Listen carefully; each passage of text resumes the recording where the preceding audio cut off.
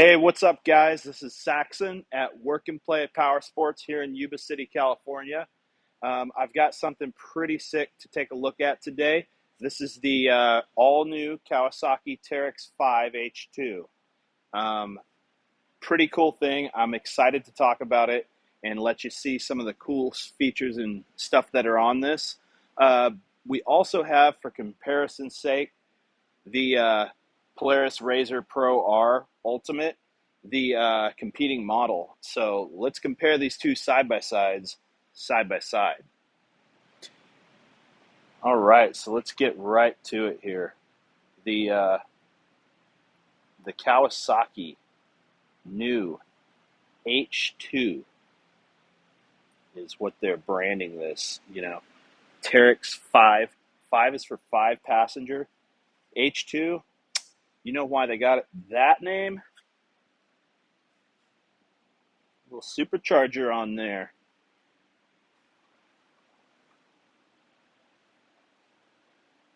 Pretty sweet. Look at the dual exhaust. Not bad. I like that a lot. It's a cool feature. Yeah, check out the back here. We can compare that to the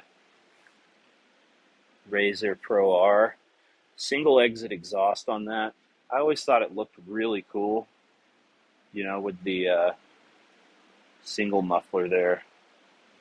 Like the exhaust tip looks pretty sick. This twin exhaust thing, kind of recessed like that, definitely looks pretty menacing. I don't know. What do you think? The trapezoid there or the twin exhausts on the Kawasaki? This is pretty cool. First thing I noticed down here is the all these arms on this Cowie. Your suspension, axle, it's all beefy. Now, these Pro Rs are already really beefy, but I think that we're looking at a little bit larger diameter on the Cowie. I also noticed you're seeing a mounting point a little bit more close together there. Kawasaki is mounting these like right here, so a little bit further out. I don't know, maybe some chassis engineers in the comments know what's better and why you would go one way or the other. You got these massive tires on here. Now, this is, I think, this may be the first side-by-side that comes with a 16-inch rim from like one of the common manufacturers. You're getting a big carnivore tire on here, 5 lug. The brakes are very large too, even on the back. It's a nice 33-inch tire. True beadlock. On the Polaris, you're getting the Maxxis Rampage Fury tire. 5 lug setup. A little different disc style. They're not as big. And this is a 32-inch tire, so an inch smaller. For some people, that may be a difference that they care about. So, the top of the bed here, you get a little bit more space back here. Like you could fit a little more stuff sideways on there. I think the Polaris, I don't know, it's a little longer this way and narrower this way. I think a little bit of that bed here is being taken up by this supercharged intercooler thing. So that's actually the intercooler for the supercharger. Get down there. Pretty cool. It looks cool with like the red accent on there. So if you didn't have that, you'd have more bed space. But I think the power and consistent power with operating an intercooler like that, especially that large, is worth the trade-off.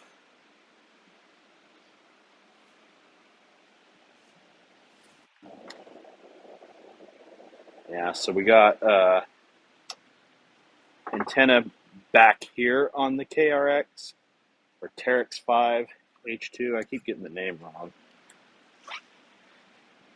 But on the Polaris, we don't have a visible antenna. They have like a system where underneath here is like your antennas and stuff. Kawasaki went with a traditional antenna mast on the back, a little different. So let's get down here and look a little at, the meat and potatoes of the thing. So this is a big pipe right here from the supercharger. This thing is taking in a lot of air. We got a 4-cylinder engine on here. Very nice. I'm thinking that it's going to be possible to get some pretty big horsepower numbers out of this thing. Kawasaki is kind of known for building these things pretty tough. I do feel like they build some of the toughest side-by-sides. The exhaust setup looks like it's a 4-into-1 right here. That's probably your muffler and catalyst there. And then you've got like a box that reminds me of like the rear box on a Volkswagen or a Porsche or something. It's like maybe it's got some resonance to it, like exhaust tuning or something. And then the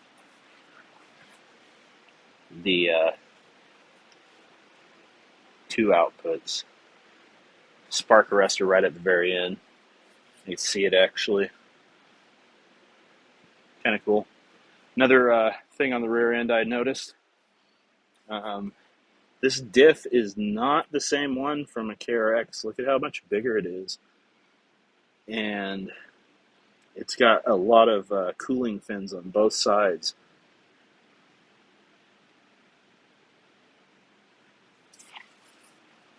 Pretty cool. And then on this side, you can see more cooling fins right below the clutch right here. That's something we need to talk about too. Got a very large intake for the clutch. I feel like the clutching on the KRXs and a lot of Kawasaki's are really dialed in. And this is supposedly has a centrifugal clutch in there too, which should help a lot and really be nice. That basically gives you a really long clutch life and less slipping in there. I have not got to drive one of these yet, so it'll be interesting to see how that goes. I have driven a KRX in like very hot desert conditions, and it stayed very, very good clutch temperatures the whole time. And this car can do about 100 miles per hour. So the suspension design looks like it's very,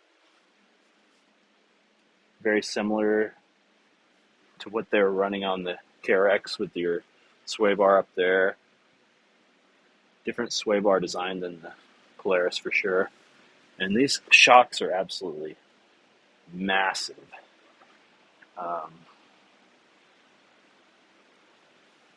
Really, really neat. It's big brakes. You got your mud scrapers on there. Yeah, putting brakes that size on the rear of this thing, Cowie, is not messing around. Looking at the difference here.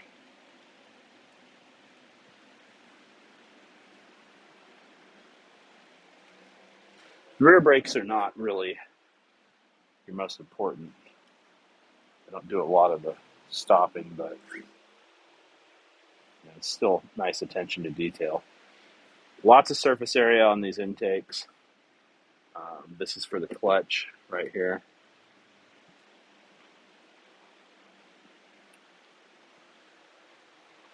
A little different design on those. Right here,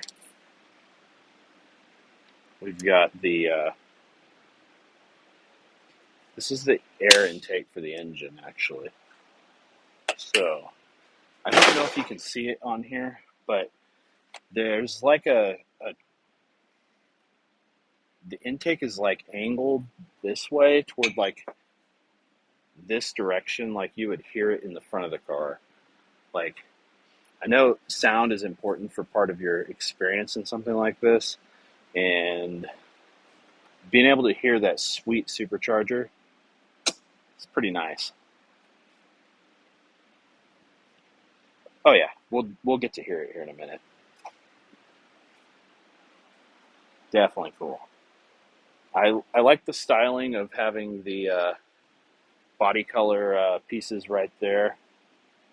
Kind of unique. The Polaris went more for a like open design. I think this definitely makes it look really like automotive like. The flat roof.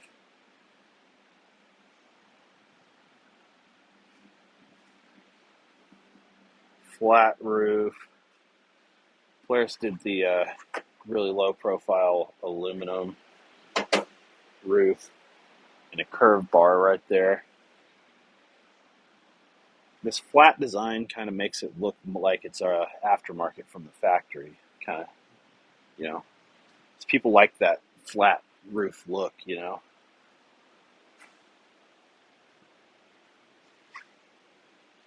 let's get down, check out the bottom. So, lots of clearance, lots of metal under here. Everything, yeah. This is all steel. Lots of clearance on here. Mounts are nice and tucked here for the trailing arms here. Yeah, they're like a little bit above there, so you don't have to worry about banging those up. This piece is plastic, but one thing I always really like that Cowie does on their side-by-sides is these metal liners here. It's like thick metal. Pretty nice. See what the Pro R's got going on here. Oh, this is all plastic. Yeah. What about the bottom? Oh, this is all plastic too. I guess that doesn't matter for someone in the sand. Yeah. Solid plastic the whole way down. And these mounts actually stick out below. Maybe need a guard on there or something. I don't know, it's not really meant to. It's kind of mostly a sand car.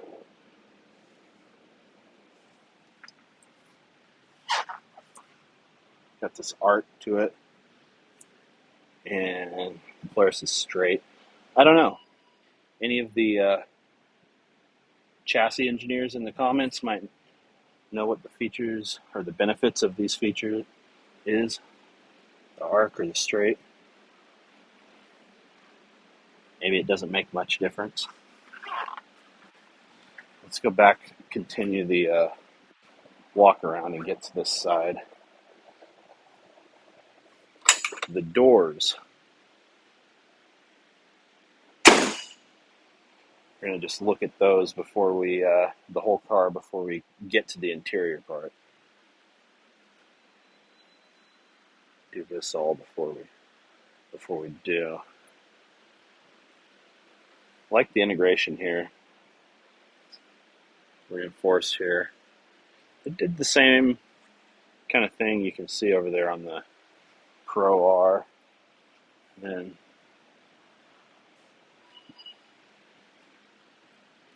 let's look down here. So front suspension, really big tie rods on here. So does the Pro R.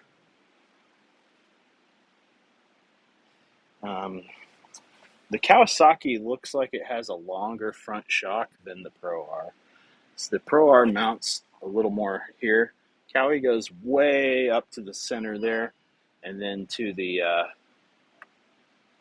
top arm here, A-arm. The Pro R, I'll show you in a sec, goes down to the bottom arm.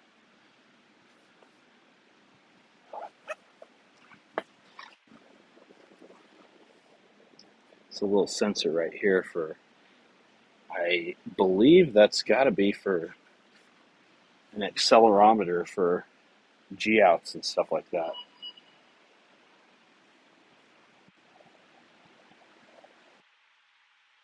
See, on the Pro R, you got a different setup on the sway bar. Shock mounts right there. More direct up and down. I don't know if that's a better or worse thing and what the advantages of each are. Do have to run the axle through the shock mount. Unique. Axles. Tie rods are big on both. The Kawasaki is a straight design, and this one has an angle in it. I don't know if that's a... I'm not a chassis engineer, guys. One may be better than the other. The Pro R does have a large front here, so there's room for a big radiator on there, right? It needs it for that 2000cc engine, 4-cylinder. This has a 1000cc supercharged engine, 4-cylinder. Kawasaki has a good reputation with making inline 4-cylinder engines, and I think this is should remain true to that. The front end profile here is more narrow. Like, see, it's not as much surface area. So I noticed that they run a dual radiator setup here. So coolant comes in to a front mount radiator, a smaller one, and then there's a larger one behind. It goes in that first radiator, out the into the second one, and then from that one back to the engine. It may... I'm sure Kawasaki has good engineers, and they probably knew that that's something they needed to do for a supercharged car like this that's going to be used in the environments it is. Kind of cool. I bet it keeps this thing nice and cool.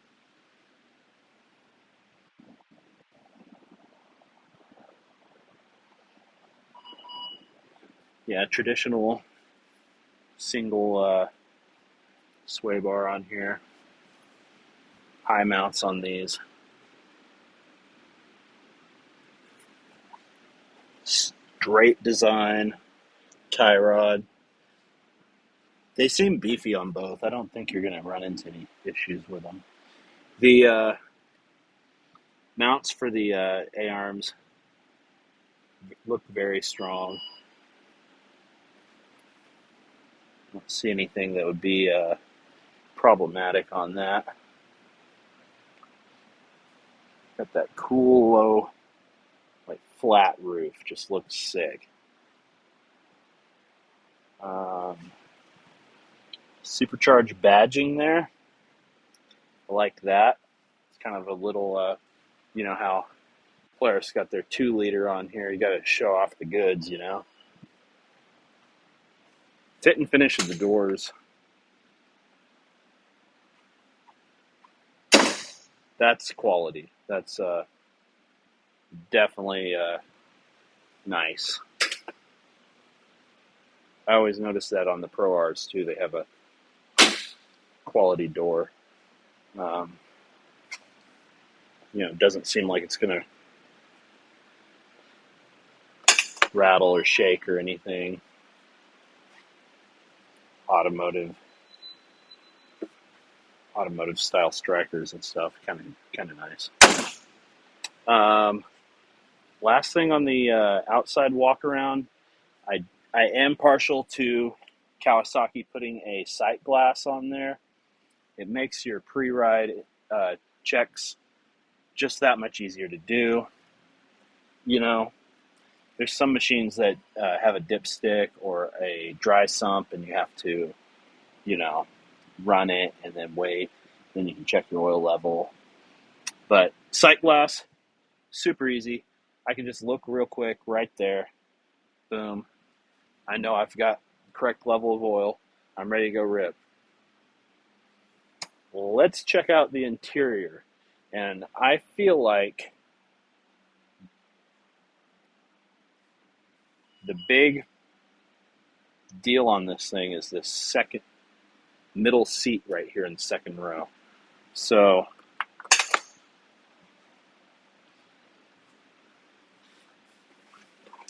I'm 6 feet tall. Front seats are all the way back. And I've got adequate room in here.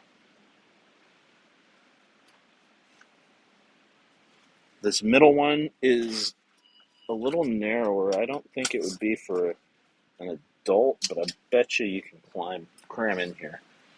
I was a little worried with this design on the seats that there would be bolstering on this side, but not enough on this side to hold you in. But the way they've designed it here, it actually does. They've got some bolstering to it to kind of keep you in there. Like you can see in a traditional bucket seat, you got bolsters on each side.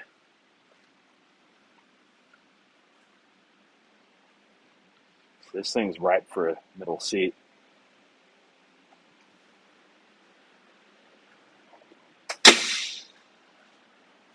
Let's get into that center seat, see if I could possibly ride here if I had to.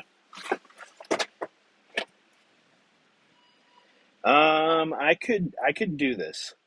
I'd have to keep my knees together. Pretty good view out. I could do it. I wouldn't want to do this for long. If I had to, I could.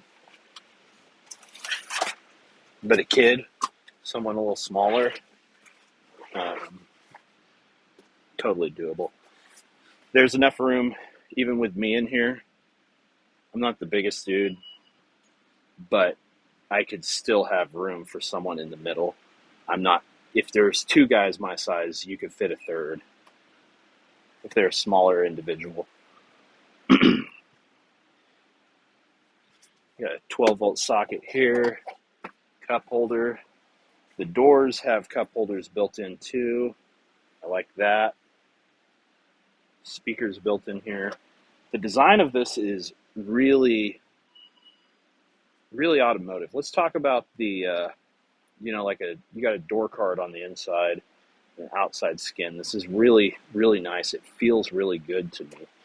And they went with a nice texture. I like this color. And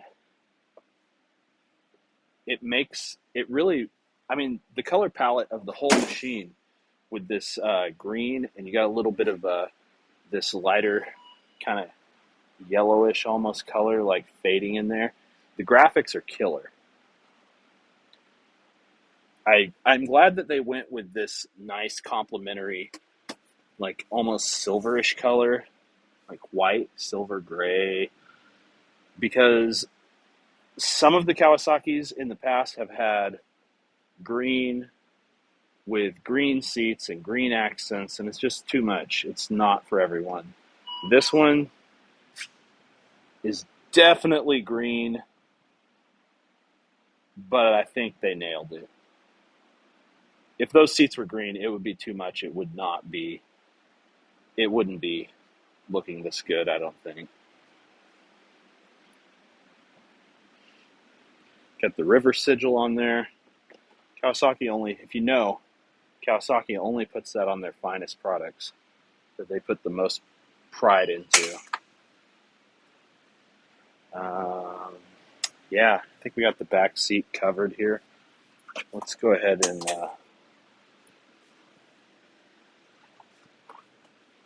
turn on the lighting and stuff here.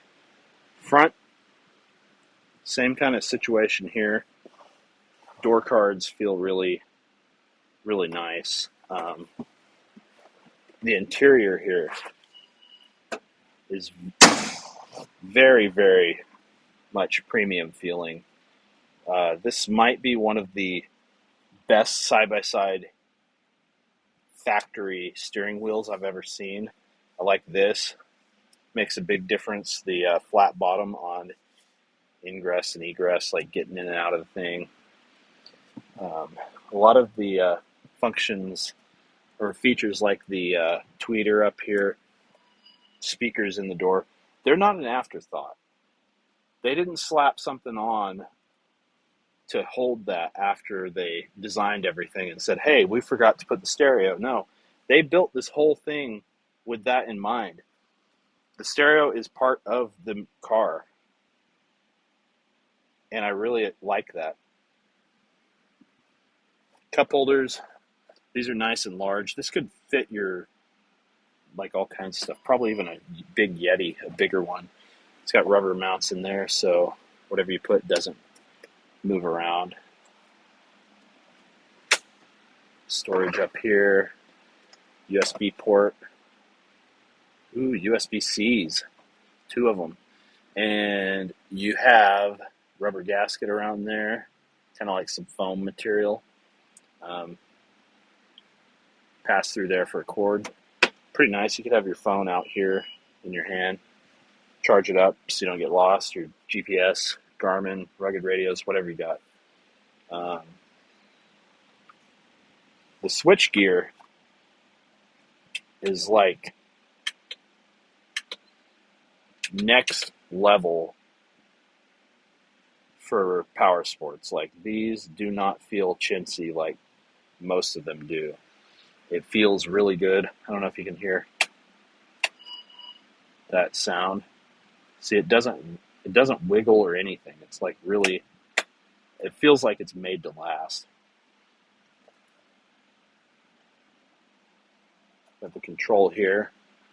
Now, this is probably designed this way so that you can very quickly, without slowing down, adjust this. This should go to the Ridge, because the Ridge has like multiple buttons, like the KRX that had the LCD screen like this. It had like multiple buttons that were difficult to use to navigate while you're driving. This works pretty darn good. Like, you can take one hand from here and just like boom, boom, make adjustments, whatever you need to do. The dash is really cool. It's got your boost gauge, which, I always like. That looks cool. Really nice feature. Gear indicator. This actually controls power. So you got full power, mid power, low power. So that's really nice because you can tailor that. This thing does have individual throttle bodies. So it can really control like the power delivery and stuff really smooth. We saw that on the KRX with the low power mode. It should be even better here. And then, of course, you're easy. I'm always a fan of this. I don't like to mess with much. Like, whenever you need 4x4, whenever you need to lock it, I don't want to think about it. I just want to throw the switch, lock it, do whatever, and just real quick throw it in and out. Boom, boom, boom, done. Got controls for the suspension on here. Tells you which mode you're on right there. These do feel really good. This one controls like your, this is a Garmin Tread GPS, so it controls your infotainment here. So you got different functions on here. Now, if you're into Jeeps and off-roading, anything like that, you probably are familiar with this. These Garmin Treads are the best in the business. I don't think that you can get anything better. Even the ride command in the Razors over there, I don't think it's as good as this. Garmin does maps well. This works better. It's faster. It doesn't lag. You got to try it out. There's a lot to get into. I could make a whole different video just about this device. So much to it. Yeah. So, back to what I was talking about. So you got easy controls here for your stereo, volume up, down, play, fast forward, back, track skip, all that. It's like your home button. Cycles through everything. Really cool. I do like that. We don't get any telescopic steering wheel on this thing, but the tilt is really nice. It's there. For me, the seating position is fantastic. 6 feet tall. I got plenty of leg room. Doors are kind of cut out to keep you plenty of room here. This is pretty uncommon to have that much space between you and the side. Same right here. The design of this is so that there's a nice cutout there. My leg doesn't even get near it. Yamaha has like rubber here on the Armax. I'd like to see that here. That would be pretty nice for when you're hitting the rough stuff. Let's go check out the passenger side. See what it's like for those who are holding on. Accent lights look good.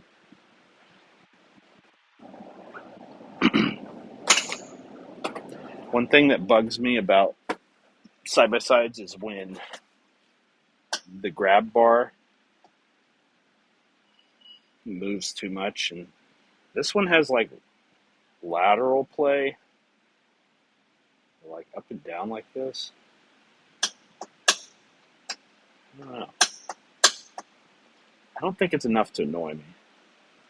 The design on that Pro R with the locks on the two sides is harder to adjust, but I really like how it doesn't wiggle or anything. This, pretty easy to adjust. Just pull that down and move it how you want it. Same kind of cup holder here. The display is kind of tilted that way, which I like. Glove box down here.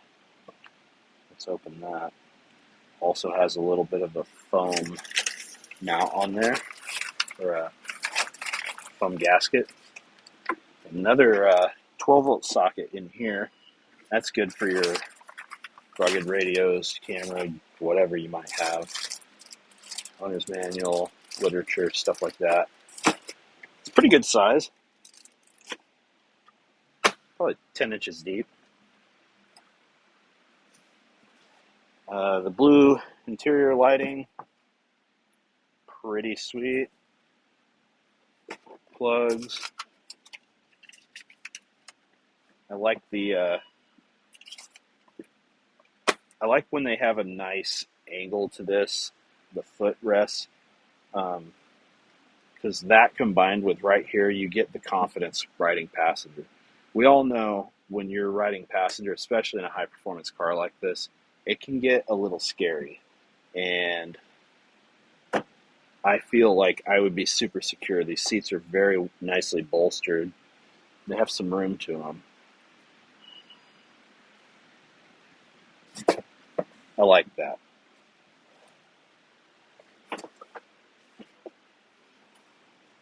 Of course, we're seeing harnesses all the way around with like retracting belts, even for the fifth seat there, which is pretty nice. I like seeing that. Gas cap behind the door. I like that. Looks nice. Yeah.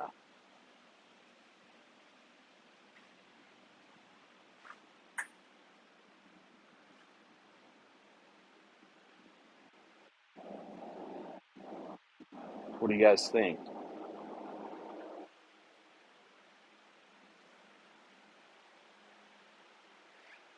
I don't know, man. Some of the stuff that I was pointing out over there, these speakers look tacked on here, just stuck in there. I don't know, guys. I think Polaris has some work cut out for them to catch up with the KRX. I mean, this looks dated. It's not that old of a car. It's pretty modern, but it's getting leapfrogged by the newest stuff. The screen looks minuscule. A 10-inch over there.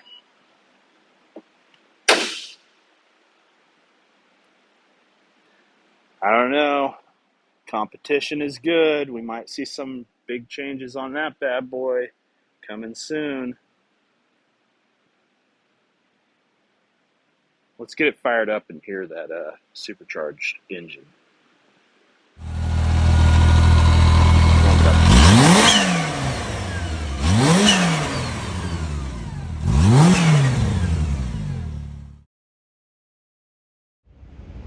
All right, guys. That's the new Kawasaki Teryx H2. It's a pretty sweet car. What do you think? You like it better than the Pro R, or would you get something totally different? Let me know in the comments. And also, if you want a deal on one of these bad boys, come see me in Northern California, Yuba City.